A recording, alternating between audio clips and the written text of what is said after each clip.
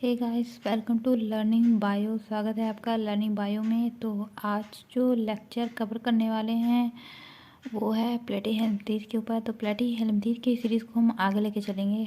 तो आज का जो नया टॉपिक है प्लेटीहेल्मिंथेस के ऊपर वो है टीनिया सोलियम।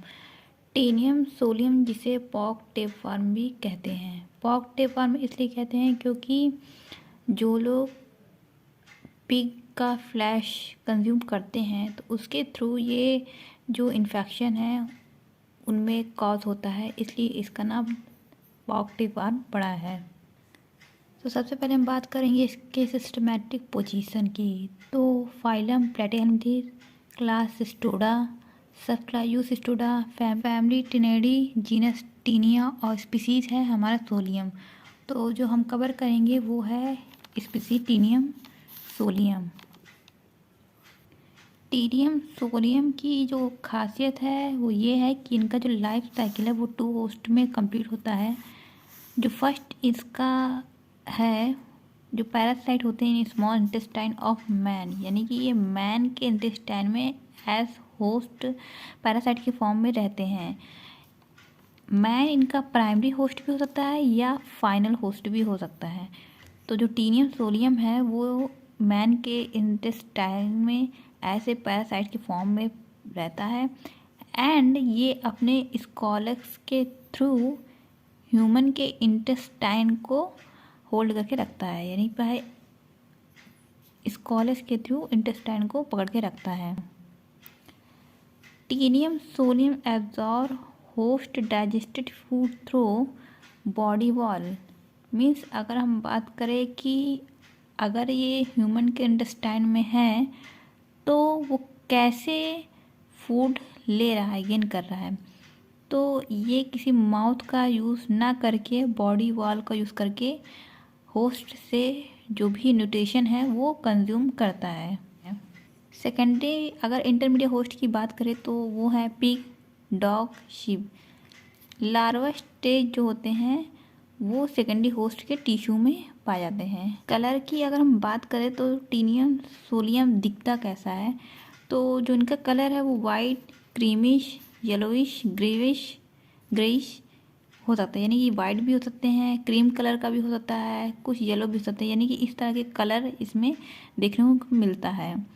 अगर इनकी बॉडी की बात करें कि इनका बॉडी का जो साइज है वो कैसा है, तो ये 1 से लेकर 5 मीटर तक हो सकते हैं, यानी कि आप देखिए कितना ज़्यादा लंबा है ना, 5 मीटर तक हो सकते हैं। फ्लैट होता है और रिबन लाइक होता है, यानी कि इसीलिए इसको टेप वर्म कहते हैं क्योंकि ये इसमें डॉर्सल वेंटर दोनों ही बहुत ज़्यादा रिसेंबल होते हैं, एक जैसे होते हैं, और ये रिबन लाइक होता है, बहुत ही पतला सा होता है रिबन लाइक, इसलिए इसका नाम टेप वर्म पड़ा है। यानी कैसे पता चलेगा कि कौन सा डॉर्सल है कौन सा वेंटर है, तो जो सरफेस क्लोजर होता है टेस्टिस के वो डॉर्सल को दर्शाता है, और जो फीमेल रिप्रोडक्टिव ऑर्गन के पास होता है वो वेंटर होता है, यानी कि ये हम ऐसा मतलब मान के चलते हैं। एंटीरियर जो पार्ट होता है इसका नैरो होता है एंड जो पोस्टीरियर पार्ट होता है वो बहुत ही ज़्यादा ब्रॉड होता है। मीन्स अगर हम टीनियम सोलियम की बात करें तो कुछ इस तरह सा होता है। तो जो आपका एंटीरियर जो पार्ट होगा वो बहुत ही ज़्यादा नैरो होगा एंड जैसे पीछे की तरफ मूव करेंगे पोस्टीरियर साइड की तरफ तो ब्रॉड होता जाएगा। अब हम बात करेंगे कि इनके बॉडी को कितने पार्ट में डिवाइड किया गया है। तो जो आगे का पार्ट होता है एंटीरियर, उसको स्कॉलेक्स या हेड बोलते हैं, यानी कि अगर हम स्कॉलेक्स की बात कर रहे हैं तो हम यहाँ हेड के बात कर रहे हैं। एक शॉर्ट सेगमेंट होता है जो अनसेगमेंट होता है, यानी कि शॉर्ट पार्ट भी होता है हेड, यानी आगे का तो पार्ट हमारा हेड बना लिया लाइक दिस, जिसको हम स्कॉलेक्स कह रहे हैं। पीछे के साइड में आपका शॉर्ट जो अनसेगमेंटेड है वो नेक हो गई एंड और जो पीछे का पार्ट है वो स्ट्रोबुला बना लिया। जो हमारा नेक है उसमें कोई सेगमेंट नहीं है और जो जिसमें सेगमेंट है ये हमारा स्ट्रोबुला बना लिया। जो टेपवर्म की बॉडी होती है वो सेगमेंट होती है, यानी कि अगर पीछे की साइड इनकी बॉडी की बात करें तो इनका पीछे का पार्ट होता है वो सेगमेंटेड होता है, उसमें सेगमेंट बने होते हैं ऐसे ऐसे, इसको प्रोग्लॉटिड बोलते हैं। कम से कम अगर हम माने तो 850 यानी 850 सेगमेंट इसमें पाए जाते हैं। सेगमेंटेशन ऑफ टाइप 1 का स्यूडो मेटामेरिज्म, इसको स्यूडो मेटामेरिज्म इसलिए बोलते हैं क्योंकि ये जो सेगमेंट होते हैं ये ट्रू सेगमेंट नहीं पाए जाते। अगर हम ट्रू सेगमेंट की बात करेंगे तो वो हमारा आर्थ्रोपोडा में देखने को मिलता है। इसको स्यूडो सेगमेंट जो स्यूडो मेटामेरिज्म इसलिए बोलते हैं क्योंकि ये जो सेगमेंट होता है केवल बाहर की तरफ ही होता है, बॉडी के इंटरनल में नहीं होता, केवल बाहर के साइड में होता है, इसलिए स्यूडो इसको मेटामेरिज्म बोलते हैं। अब हम इसके एक एक पार्ट को अच्छे से स्टडी करेंगे। तो सबसे जो पहला हमारा पार्ट है यानी कि जो टीनियम सोलियम का जो सबसे पहला पार्ट है वो है स्कॉलेक्स। तो जो स्कॉलेक्स है जिसे हम हेड कह रहे हैं वो बॉडी का सबसे आगे का पार्ट होता है, नोब लाइक स्ट्रक्चर होता है, और अगर हम उसको सिमेट्रिक करना चाहे तो उसमें हम बायलेटरल सिमेट्रिक कर सकते हैं। एंगुलर होता है, मीन्स अगर हम इसको अगर ऊपर से देखें तो ये कुछ इस तरह सा देखने को मिलेगा, कुछ इस तरह से 1 2 3 4 यानी कि 4 एंगल्स के 4 एंगल इसमें हमें अपीयर होंगे अगर हम ऊपर से देखें तो। एट द एपेक्स मिडल कॉन रोस्ट्रलम, यानी कि अगर हम एपेक्स पे देखें तो एक कोन होता है, मोबाइल यानी कि जो मूव कर सकता है, ऐसा कोन होता है जिसको रोस्ट्रलम बोलते हैं, जिसमें आपके 22 to 32 कर्व काइटिनियस हुक रहते हैं। मीन्स अगर हम इसको ले चलते हैं, हम दिखाते हैं इसको। ये देखिए, ये इसका हेड है, ये वाला पार्ट हेड है जिसको स्कॉलेक्स कह रहे हैं, ओके। एंड ये वाला पार्ट इसको हम यहाँ दिखाने की कोशिश करें यानी कि ऊपर से। तो ये हेड है, हेड पे देखिए सबसे ऊपर एपेक्स पे ये वाला पार्ट जो यहाँ मेंशन है, सबसे ऊपर का पार्ट। तो इसे हम अगर ऊपर से देखें, यहाँ से दिखाने की कोशिश करें यानी कि ये ऐसे में से दिखाने की कोशिश करें इस फॉर्म में, तो अभी क्या होता है कि ये मोबाइल कोन है, ठीक है, और ये मूव कर सकता है। तो जो सबसे आगे का जो ये सर्कल है, रो है, जो आप पिंक कलर से देख रहे हैं, जो सबसे पहले एक सर्कुलर होगा, उसमें आपका लार्ज हुक पाए जाएंगे इस तरह से, ठीक है। फिर उसके पीछे का जो सर्कल होगा जिसको हम पोस्टीरियर कह रहे हैं, पोस्टीरियर जो ब्लैक कलर से है, उसमें थोड़े छोटे हुक पाए जाएंगे। तो यहाँ पे क्या हो गया कि 2 रो हो गई है, एक एंटीरियर रो हो गई और एक पोस्टीरियर रो हो गई, 2 रो हो गई हैं। एंड दोनों में ही हुक पाए जाते हैं, एंटीरियर में आपका लार्ज हुक पाया जाएगा एंड पोस्टीरियर में आपका स्मॉल हुक पाया जाएगा। इस पूरे स्ट्रक्चर को हम रोस्ट्रलम बोल रहे हैं। हमने अभी देख लिया स्कॉलेक्स हेड को कहते हैं, हमने रोस्ट्रलम की बात कर ली, हमने हुक की बात कर ली, अब हम बात करेंगे सकर की। तो आपका अब आएगा सकर कहाँ है, हम पहले से देख लेते हैं। तो आपके देखिए ये जब हमने इस तरह का स्ट्रक्चर देखा, मतलब एक क्वाड स्ट्रक्चर है, 4 जो आप एंगल पे देख रहे हैं, हर एंगल पे आपकी साइड में ये ऊपर से हम देख रहे हैं, और अगर साइड से देखें तो ये कुछ इस तरह से 1 2 3 और एक इसके पीछे होगा 4। तो 4 एंगल पे यहाँ पे सकर प्रेजेंट होते हैं। अब हम बात करेंगे सकर की, जिसको एसिटिबुला भी कहते हैं। अगर जो ब्रॉड पार्ट होता है स्कॉलेक्स का, ओके, इसमें क्या होता है कि ब्रॉड पार्ट यानी कि ये वाला ब्रॉड पार्ट, ये जो ब्रॉड पार्ट है, इसमें हेमी सर्कुलर होते हैं, 4 मैंने एंगल पे अरेंज होते हैं, ये आपका सकर होता है, ओके, सकर होता है। और इसका काम क्या होता है, सकर में कोई भी हुक या स्पाइन नहीं पाया जाता है, ओके। और इम्पॉर्टेंट एक पॉइंट है कि सकर एंड हुक का कोई भी रोल फूड से रिलेटेड नहीं होगा, यानी कि ना ही वो फूड को पकड़ेंगे ना ही फूड को ईट करेंगे, यानी कि ये सारा काम सकर का नहीं होगा। अगर सकर और हुक का काम फूड में नहीं, ना ही फूड कैच करने में है, ना ही फूड को ईट करने में, तो उसका काम क्या है? तो ये क्या काम करते हैं कि हमारे इंटेस्टाइन से ये टाइटली अटैच होने के लिए सकर या हुक का यूज़ करते हैं। एंड सकर एंड हुक जो होते हैं, हम कह सकते हैं कि ऑर्गन अटैचमेंट है या होल्ड फास्ट है, यानी कि इसके थ्रू आपका जो टीनियम सोलियम है वो इंटेस्टाइन से अटैच है। अब हम बात करेंगे नेक की। तो स्कॉलेक्स के जो पीछे का रीजन होता है बहुत ही छोटा होता है, नैरो होता है, उसमें कोई भी सेगमेंट नहीं होते हैं वो हाँ नेक होता है।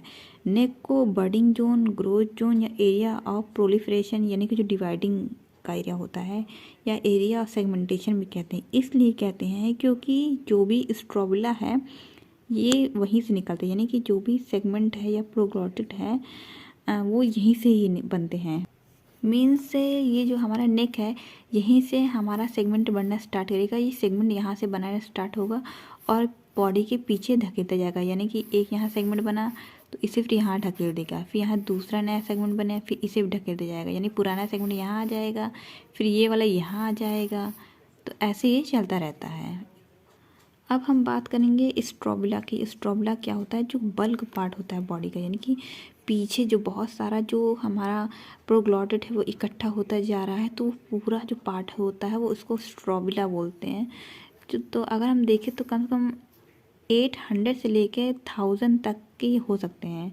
ओके, एंड ये चेन लाइक होते हैं, यानी कि ये ऐसे इकट्ठा होते जाते हैं, ऐसे ऐसे अगर हम देखें तो ऐसे इकट्ठा होते जाते हैं और एक चेन लाइक स्ट्रक्चर बना लेते हैं। तो अगर हम बात करें तो जो एंटीरियर प्रोग्लॉटिड होते हैं, इसको प्रोग्लॉटिड बोलते हैं, वो यंगर होते हैं एंड जो पोस्टीरियर होते हैं वो ओल्डर होते हैं। मीन्स कि अगर यहाँ पे नेक, ये सपोज ये नेक है और ये हेड है, तो यहाँ बना और इस वाल ये जो बना है इसको यहाँ पुश कर दिया तो ये यहाँ आ गया। अब फिर यहाँ अगेन यहाँ पे एक न्यू सेगमेंट बनेगा तो उसे भी यहाँ ढकेल दिया तो ये वाला यहाँ आ गया और यहाँ वाला यहाँ आ गया। तो ऐसे ही ये प्रोग्लॉटिड बनना स्टार्ट हो जाएंगे, ऐसे से बनते चले जाएंगे। तो जो आगे का जो होता है ये वो यंगर होता है एंड जो पोस्टीरियर होता जाता है वो ओल्डर हो जाता है। तो क्या होता है कि आपका ये बनाता जाता है और फिर पीछे धक्का देता जाता है, ये बनता जाता है और पीछे धक्का देते जाता है, इस तरह से ये बनते जाते हैं, चेन लाइक स्ट्रक्चर बना लेते हैं। तो इसके अकॉर्डिंग प्रोग्लॉटिड को 3 पार्ट में डिवाइड किया गया है, इमैच्योर, मैच्योर और आपका तीसरा है ग्रेविड।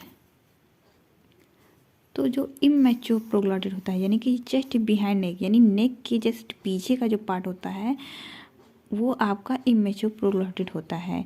ये यंगेस्ट होता है क्योंकि ये तुरंत बन रहे हैं। और अगर हम देखें तो कम से कम 200, यानी कि अगर हम इसको गिने सेगमेंट के को तो कम से कम जो 200 एंटीरियर प्रोग्लॉटिड होते हैं वो आपका इमैच्योर होता है। अगर इस तरह से हम काउंट करना स्टार्ट करें, ये सेक्सुअली इमैच्योर होते हैं। ओके, और इसमें कोई भी रिप्रोडक्शन से रिलेटेड आर्गन भी नहीं होते क्योंकि ये अभी तो मैच्योर हैं, नहीं हुए हैं, इमैच्योर हैं, ये शॉर्ट होते हैं। ओके, और इसमें रेक्टेंगुलर आउटलाइन पाई जाती है, यानी कि इसमें इस तरह की रेक्टेंगुलर आउटलाइन पाई जाएगी। उसके बाद इमैच्योर के बाद हमारा जो बीच का पार्ट होता है वो मैच्योर प्रोग्लॉटिड होता है। उसमें कम से कम अगर सेगमेंट की बात करें तो उसमें 450 मैच्योर प्रोग्लॉटिड होते हैं, ये थोड़े से लार्ज होते हैं। अब 450 में से जो आगे के 100 से लेके 150 तक होंगे वो मेल रिप्रोडक्टिव आर्गन होंगे और जो पीछे के होंगे उसमें मेल और फीमेल दोनों होंगी। यानी कि अगर हम इस तरह मान लें कि ये जो बीच का है इतना तो हमारा इमैच्योर प्रोग्लॉटिड हो गया, बीच वाले मैच्योर हो गया। तो इसमें अगर 450 सेगमेंट है प्रोग्लॉटिड है तो 450 में से हमारे जो 100 आगे को होंगे, 100 से लेके 150 तक वो मेल वाले होंगे। एंड उसके बाद जो रिमेनिंग है हमारा कम से कम कितना 250, वो उसमें क्या होगा कि मेल एंड फीमेल दोनों होंगे, इसीलिए उस रिप्रोडक्टिव आर्गन होंगे, इसलिए उसको वो हर्माफ्रोडाइट हो जाते हैं। अब हम जो बात करेंगे लास्ट वाली की, ग्रेविड प्रोग्लॉटिड। तो जो पोस्टेरियर होता है यानी कि जो पोस्टेरियर पीछे का, जो पीछे का बच्चा है, जो इंड वाला बच्चा है, ये काफ़ी लार्ज होते हैं, ये ओल्डर होते हैं क्योंकि देखिए जो नया बन रहा है वो आगे बन रहा है और पुराने वाले को पीछे धकेलता जा रहा है। तो धकेलते धकेलते ये पीछे और भी ज़्यादा पुराने हो गए, ओल्ड हो गए हैं, इसलिए इसको ग्रेविड प्रोग्लॉटिड कहते हैं। और इसमें कोई भी आपका जो भी रिप्रोडक्टिव से रिलेटेड होता है वो सारे चीज़ डीजनरेट हो जाते हैं। जो इसको राइप या ग्रेविड प्रोग्लॉटिड भी कहते हैं लास्ट वाले को, इसमें कम से कम देखें तो 150 to 350 प्रोग्लॉटिड होते सेगमेंट होते हैं। और इनमें जो रिप्रोडक्शन से रिप्रोडक्टिव आर्गन होते हैं वो डीजेनरेट हो जाते हैं, केवल यूटेरस को छोड़ के, जो कि फर्टिलाइज एग होता है उससे फिल होता है। अगर हम मैच्योर प्रोग्लोटेड की बात करें तो उसमें ये भी एक लाइन है कि जो मैच्योर प्रोग्लोटेड होता है वो कंप्लीट रिप्रोडक्टिव यूनिट होता है, मतलब रिप्रोडक्शन उसमें कंप्लीट होता है, इसलिए कि जो एग होते हैं अगर वो खुद ही मतलब फर्टिलाइज करते हैं, उनमें जो एग होते हैं वो खुद के स्पर्म से अगर फर्टिलाइज हो गए तो वो सेल्फ फर्टिलाइजेशन कहलाते हैं। लेकिन अगर दूसरे अदर जो मैच्योर प्रोग्लोटेड से फर्टिलाइजेशन करते हैं, यानी कि अगर ये एक हो गया और एक ये हो गया, तो समझ ली इसमें प्रोग्लोटेड में जो एग है वो खुद ही के स्पर्म से फर्टिलाइज कर गया, तो ये आपका सेल्फ फर्टिलाइजेशन हो गया। लेकिन सपोज अगर इस प्रोग्लोटेड का एग और इस प्रोग्लोटेड का स्पर्म फ्यूज करेगा तो ये क्रॉस फर्टिलाइजेशन कहलाता है। ये हम मैच्योर प्रोग्लोटेड की बात कर रहे हैं। लास्ट है हमारा वो है एपोलाइसिस। इसका क्या मतलब होता है? अभी तक हमने देखा कि जो आपका प्रोग्लोटिक सेगमेंट है वो बनता जा रहा है।